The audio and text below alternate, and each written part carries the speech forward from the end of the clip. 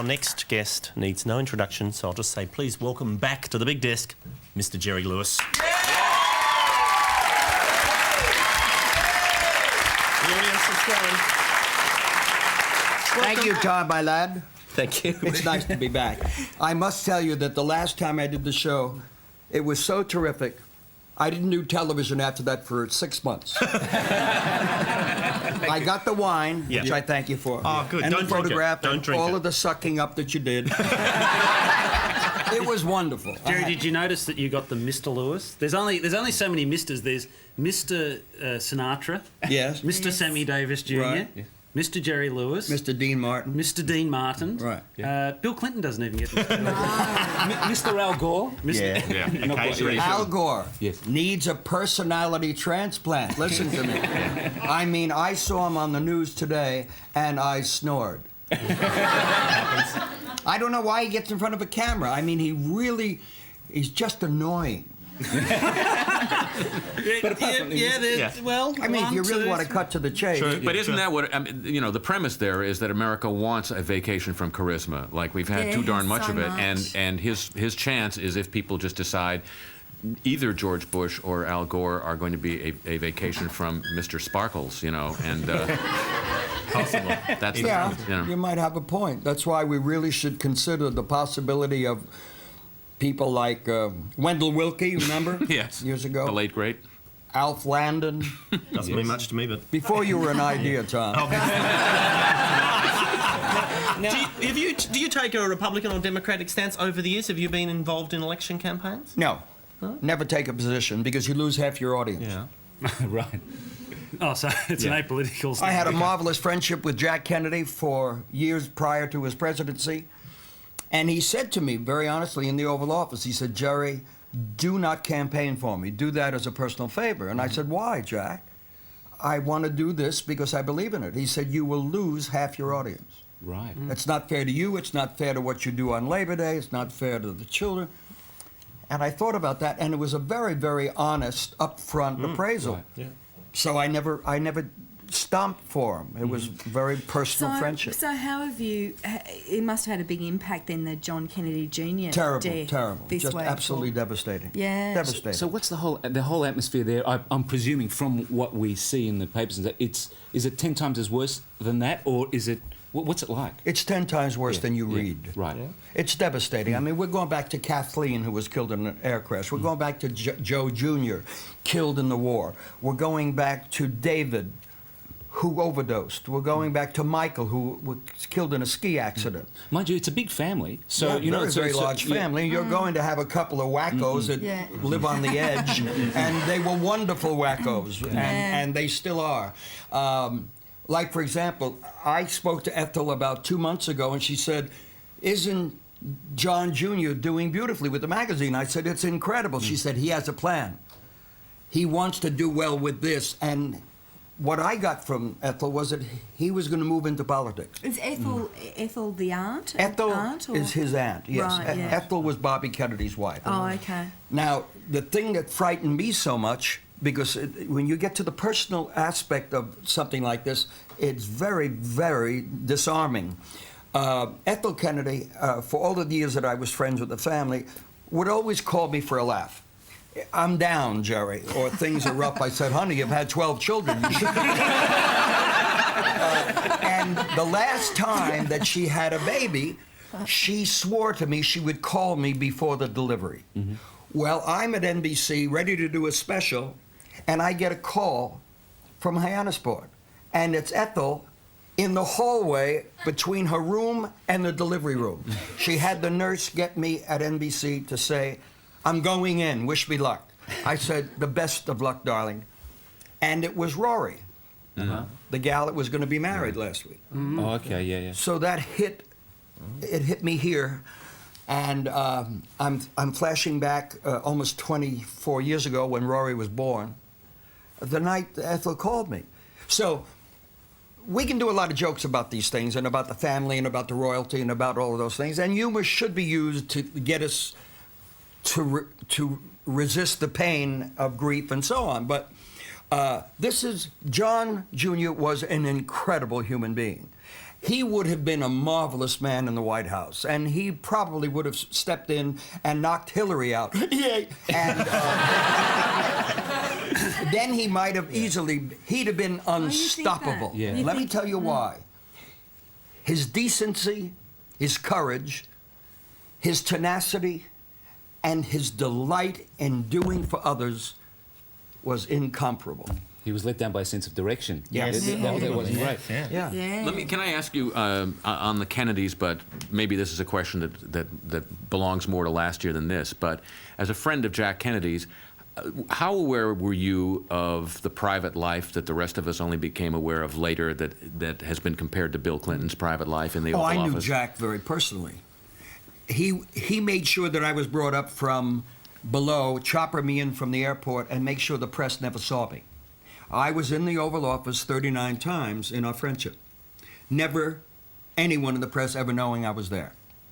And that was Jack's desire. He didn't want me to lose half my audience. He was a philanderer. He loved women. He was feisty, courageous, and he was, the most important of all, a human being. And he taught me something about that. The presidency doesn't say this is the character and fabric of the man. It says you've been voted for. Hold it a second. Thank you for that. Now let me live my life. Mm-hmm. And that was Jack Kennedy. Right. See, Jerry, I agree with all the John, all the tributes to John, and this one included. You just go, if you'd met him, you know you would have liked him. Yes. And you know with Jack Kennedy, John F. Kennedy, you would have been charmed by him and all of that. And I know that we liked it. What I'm concerned about whenever people tend towards royalty or we've got a movement towards republicanism, and the only thing that I fear is a royalty by de facto. I think people should be judged individually on I don't think that you should be, because of your relatives, you should be made to be royal. It's true, because there's like some bad eggs in that Kennedy clan, and they all get sort of fated. There are a few Fergies in there. No, just Every family needs a few that Fergies. royalty. Do you know that I the know. royalty just goes a bit too Let me far? tell you that the human condition is such, in my mind and my heart, and I believe this as I breathe my next breath. We need the Kennedys of the world. You need them. Mm-hmm. We need them. We need heroes. We need excellence. We need people that inspire us, even though we're not certain as to the why of that. Mm-hmm. It's important for us. We wouldn't be here. The creative juices would die. There would be no reason for us to get up in the morning if we didn't want to seduce every female we ever saw. That's part of the human condition. That's part of what gives us life. That's why we go to the moon. There might be chicks up there. Did you hear that moon thing earlier? Yeah. We were talking about the moon. Yeah. Do you understand the moonwalk? Oh, of course. I understand, but the. I was there years ago, kid. Yes, you. 39 times.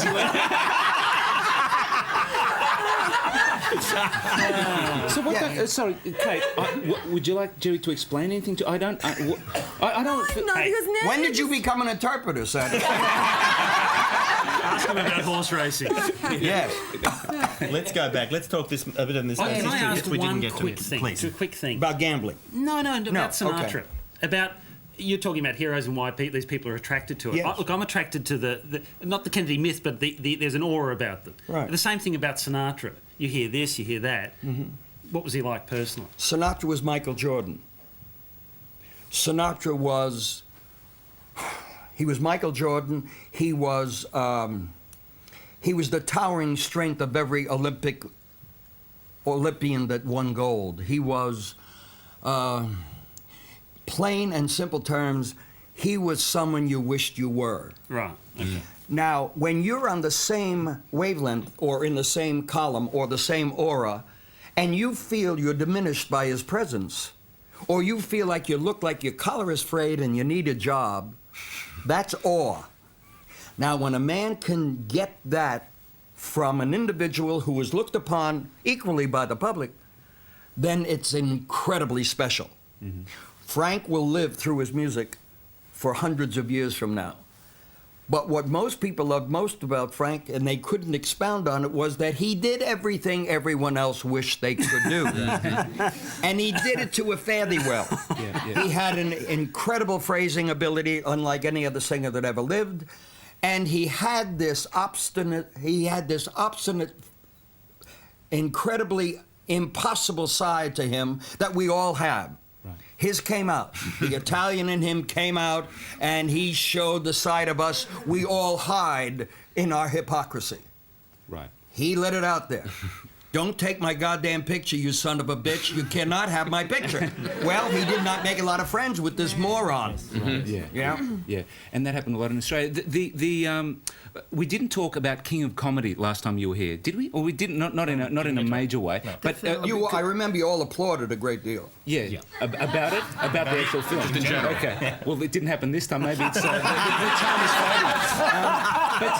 Because it's related. Because it's actually about the relationship that a person who someone holds in awe has for that person, and the limits of it. How far can you take it? Now, there's a wonderful scene where Rupert Pupkin breaks into Jerry Langford's home, Right. and Jerry Langford, played by you, are dealing with it. We should probably show the scene first, and just to have a look at it. Just You happen to have it available? yeah, no, I have it here. Somewhere Yeah. it's in a car I down had the a feeling it was ad-libbing. I really thought it was ad-libbing. He was just filling until they Of wanna course, we have. stretch? I mean, actually have to you've rent got the a long video. list. This mean you want to stretch? Is that it? There it Well, is. here he is. Come on. Let's go. Sorry, Mr. Lane. Here you are. Jerry, can You understand English? Take your things and go. all right, I can take a hint, Jerry. I just want to ask you to listen to my stuff for 15 minutes. That's all. Is that asking too much? Yes, it is. I have a life, okay? Well, I have a life, too. That's not my responsibility. Well, it is when you tell me to call you and then you don't... I told you to call to get rid of you. To get rid of me? That's right. Okay. All right, I can take a hint. If I didn't tell you that, we'd still be standing on the steps at my apartment. Yeah, all right. So I made a mistake. So did Hitler. All right. Oh, this is the way it is when you're famous. Now I see. Do you understand now? That's how you guys are, huh? No, not them. No. Me, yeah. That's how you are. Right. When you reach the top, huh? No, I was that way before. Now I'm not people. Goodbye and good luck. Goodbye. Now, Jerry, that's a wonderful scene. I'm presuming there was a little bit of ad-libbing there. It was an entire ad-lib scene. So how much of that were you confronted with in real life? People that actually... fan thing. That fan thing, that people wanting to grab that... Yeah, I've that been whatever. stalked for the last 9 years. Seriously? Have you? I am being stalked as we speak. It's happened for the last 9 years. And for about 3 years, it was a crank, and I said, well, the hell with this. It's nonsense. Then my daughter was born, and he made the mistake of saying, how's your daughter? And I said, now I'm going to get you, you creep. And I got him. You have got it. Put him away. But he gets out next month. Right. So we will start over. I'll do whatever's necessary to keep him from my daughter. Yeah. The scene with Bobby and I ran 17 minutes. We ran out of film, because you only have a 10-minute magazine. We ran for 17 minutes. And Marty never told us we ran out. And reloaded in the middle of that scene. So that we went 17 minutes with a reload that took 40-some seconds. And we could never have repeated it. We had 2 cameras in the load, so it covered Bobby, it covered me over Bobby. That's And all of that you heard was just, we really went at one another Right. as angrily as we could, because Marty said, just think of what he is, and Bobby was looking at me. Bobby and I never had dinner during the picture because he said, I can't have dinner with you, Jerry. I want to kill you, and that's the way I have to think. okay. I said, well, I don't want to eat with you either. And also, I noticed something at the start of that scene, coming in the door. Now, if we could show the scene first, is it ready to show? That's the start of Okay. the scene where the butler comes to the door.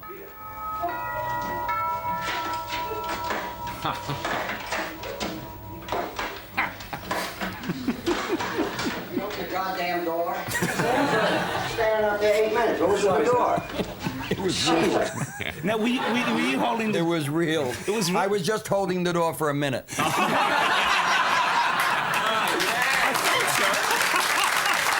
the other extraordinary thing about that scene, and it's a really come full circle, you're wearing the same shorts you were wearing in that scene.